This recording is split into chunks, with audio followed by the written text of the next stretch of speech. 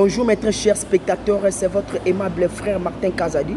Mais avant de commencer, abonnez-vous massivement, likez, commentez, partagez pour ne pas rater de la prochaine vidéo. Mes très chers frères et sœurs, Dieu est amour. Il est défini l'esprit. Pour lire la Bible, prie Dieu de te transformer pour bien comprendre l'esprit, le message qui est caché dans la Bible. Il y a le serviteur de Dieu, il y a les chantres, il y a les certains lecteurs de la Bible. Ils prennent la Bible comme un livre. Il n'y a que des écritures simples. Ils lisent seulement pour augmenter leur connaissance, mais pas pour comprendre c'est quoi la cible, c'est quoi l'objectif de la Bible. La Bible, c'est tout un esprit.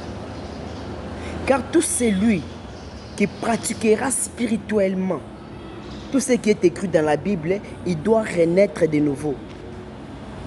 Je dis la Bible, c'est un esprit. C'est pourquoi la Bible dit, comme Dieu est l'esprit, tout ce qu'il adore, l'adorer en esprit et en vérité. Tu dois adorer ton Dieu en esprit. Comment on peut adorer Dieu en esprit? Adorer Dieu en esprit, avant d'adorer Dieu en esprit, tu dois mener des recherches pour comprendre, poser des questions aux aînés ou aux supérieurs, soi-disant tes encadreurs. De te faire comprendre qui est d'abord Dieu. Parce que tu ne peux pas adorer une personne, tu ne peux pas chercher à adorer ou à implorer une force quelconque tant que tu ne sais pas qui est la force, qui est la personne à qui donc tu es en train de chercher. Alors, quand celui-là qui te montrera qui est ce Messie qui dont tu cherchais, il doit encore t'apprendre c'est quoi ces ordres et ces ordonnances qu'il faut pour être bien en contact avec lui. Il y a plusieurs personnes qui ont eu des difficultés, ce qu'on appelle l'ignorance à cause de leur encadreur. Tu dois faire comprendre aux gens qui est Dieu. Dieu étant défini dans tout un livre saint, amour.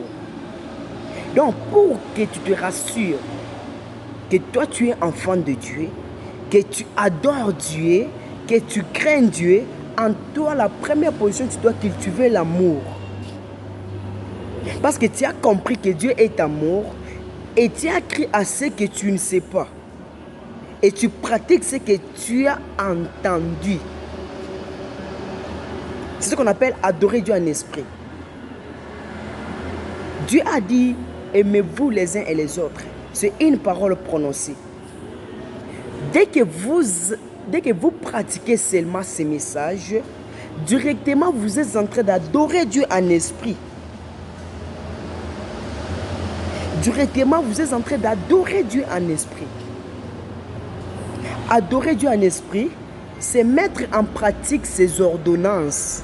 Parce que vous pratiquez de certaines ordonnances que vous ne savez pas d'où ça vient et vous ne savez pas qui a été